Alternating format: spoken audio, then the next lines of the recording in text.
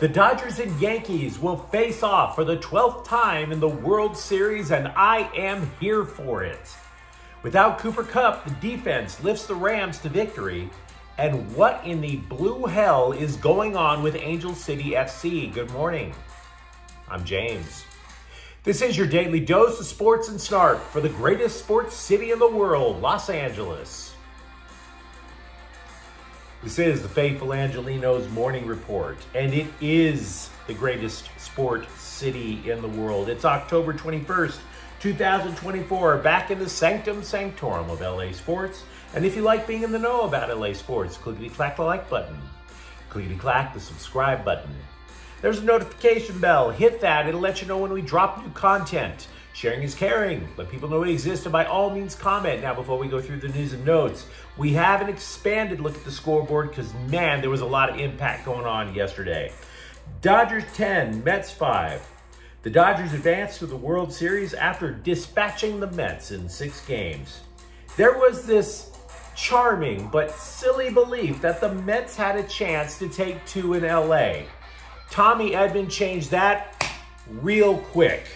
With a 2-run double against Sean Manaea in the first, Dude also smacked a 2-run home run later. He was named the NLCS MVP. The Dodgers overwhelmed the Mets without Freddie Freeman in the lineup again. Will Smith homered, scored twice. Once again, the Dodgers bullpen rises to the occasion. They used 6 pitchers to tame New York. Now, as for the upcoming matchup, we're going to be talking about that during the course of the week, but I just want to give you a couple of initial thoughts. Game 1 at Dodger Stadium on Friday. These are 2 very patient lineups that when they decide to swing, hit for power. The Yankees led the majors in walks and home runs. The Dodgers led the National League in walks and home runs. You have 2 men for the first time, 2 50 home run hitters on opposing teams facing off against each other in the World Series. Shohei Ohtani, Aaron Judge. And it caught me odd.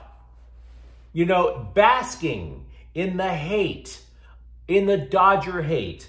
I was reading social media comments last night from the Padre fans, from the Scum Francisco fans, from sea to shining sea. Everybody was going on the Xing, going on the tweeting. Oh, I am not going to watch the Dodgers and the Yankees. I shan't. And I suppose I can see their point. After all, if there's one thing grown men don't appreciate is raw power. Really? How many discussions? You're not going to watch 2 behemoths trading haymakers for 7 days. You're not...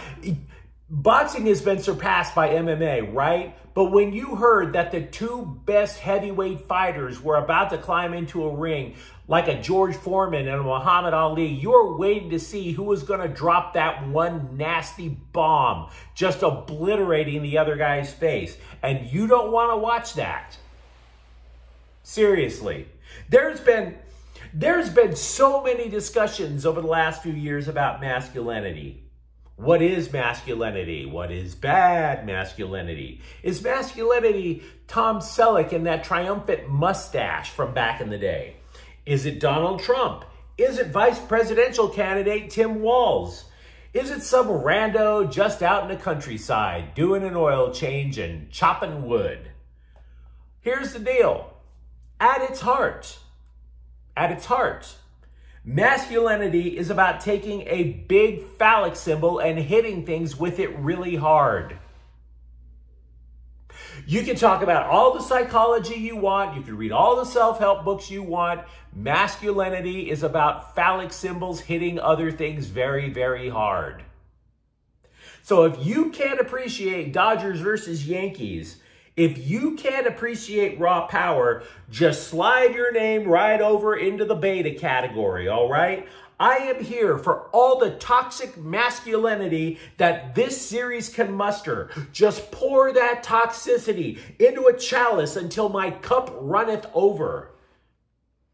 Now, as for the Game 1 matchup, first thoughts is probably Yoshinobu Yamamoto versus Garrett Cole. And I have to add something else. I spent about 5 minutes being overjoyed with the Dodgers, and then I remembered Reggie Jackson as a kid, and I got angry. Yankees versus Dodgers is the second most common finals in all of sports, right behind Lakers versus Celtics.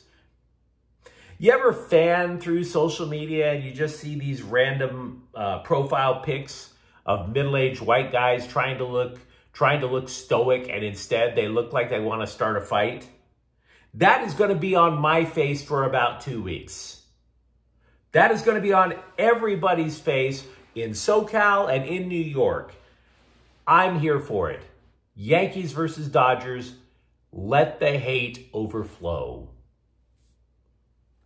Rams 20, Las Vegas 15. With their season on the line, the Rams steal a win from the Raiders. Now, when I say steal, I'm not saying that the Rams stole a game that they should have lost.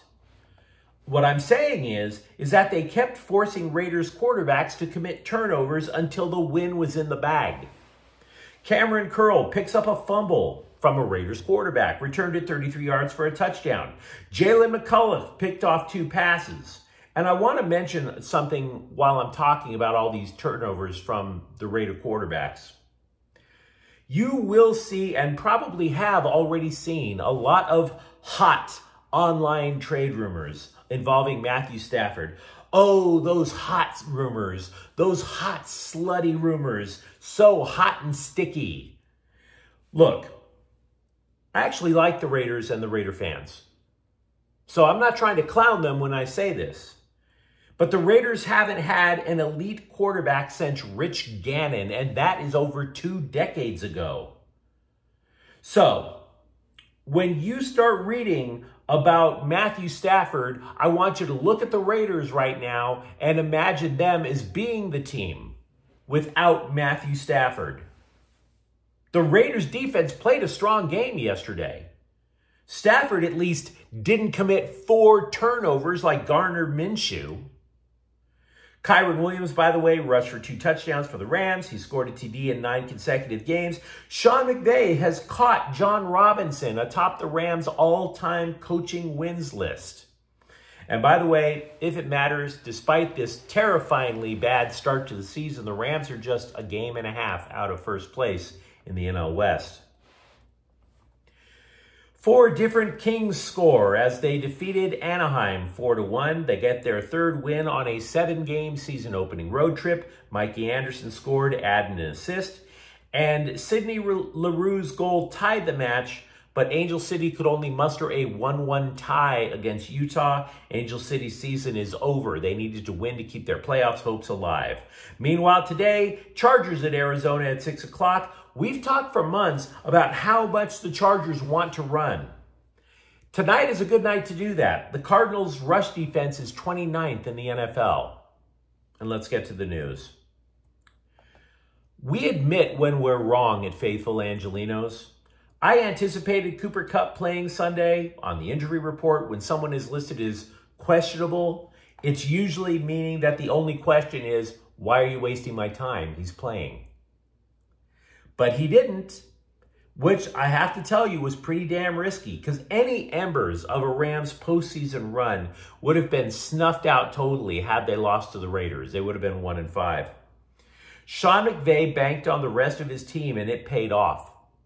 Ugly football game if you watched it, to be sure. But Kupp is now expected to play Thursday against the Vikings. That's not me relying on an injury report. That's from McVay's mouth. Matthew Stafford was downright giddy about it. Quote, I'm excited for him, for our offense, for our team, unquote. Did you leave anybody out? Did you leave anybody out, sir? The most valuable team in women's professional sports worldwide stinks. Angel City, worth over $250 million. Now, for a women's athletic team, that leads the world. But they won only 7 times this year. 7. In their 3 years of existence, they've only made the NWSL playoffs once, and they were swiftly bounced. Now, as previously mentioned, they were already eliminated from getting to this year's postseason. They are 11th in a 12-team league. Their most famous player hadn't started a match in more than 2 years due to an awful knee injury that required 4 surgeries. The primary owner going into the year was furious that the franchise was just spending money lavishly. They were I realize this is not politically correct. Yes, a women's sports team was making it rain all over SoCal on these philanthropic ideas that had nothing to do with soccer. And it made that person so mad they wanted to sell out. They wanted a new controlling owner, which is what led Disney CEO Bob Iger and his wife into buying the team. And by the way, the front office was sanctioned for violating the league's salary cap. How in the blue hell does this team become this valuable when it's run this poorly? Anyone? Anyone got some ideas? Because nobody really knows what goes on in the inner sanctum of Angel City FC. They released a statement yesterday that vowed to, quote, make the necessary changes to win, not just to make the playoffs, but to win the whole thing, unquote. Sounds nice, doesn't it? But you have no choice but to change. Angel City is going to stay closer to the bottom until they figure out what the hell they're doing. Bob Iger, the Disney CEO who bought a big chunk of the team, they always claim, oh, it's his wife, Willow Bay. She's going to be the brains behind the organization. I read an article about it in the LA Times. She spent the last few months reading about soccer. Translation, she doesn't know the game either. So you can talk all you want about, oh, well, you know, Bob Iger put the money, but it's really Willow Bay's team. You can say that all you want, but until you know what the hell you're doing, what difference is it going to make for the product on the field? And they do have no choice but to change because they have 10 unrestricted free agents. And by the way, if you do want to impress the new owners, a coach that gets only 7 wins, a front office that gets sanctioned and suspended for violating the rules is not exactly a good howdy-do in the exit interview.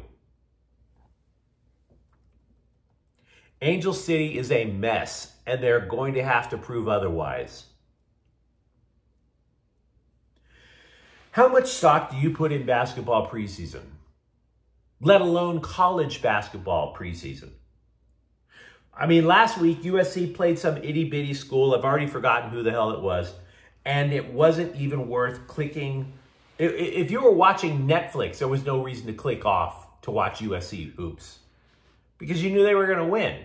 But UCLA, 22nd ranked UCLA, brand new upgraded roster UCLA, lost to San Diego State yesterday, 72-67 in a closed-door scrimmage.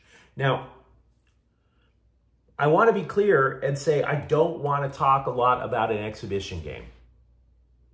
But the Aztecs were also missing 5 scholarship players. So it's not like San Diego was at full strength against UCLA either. I looked a little deeper into the game. I actually watched clips on the game, much to my chagrin. And I have but one opinion.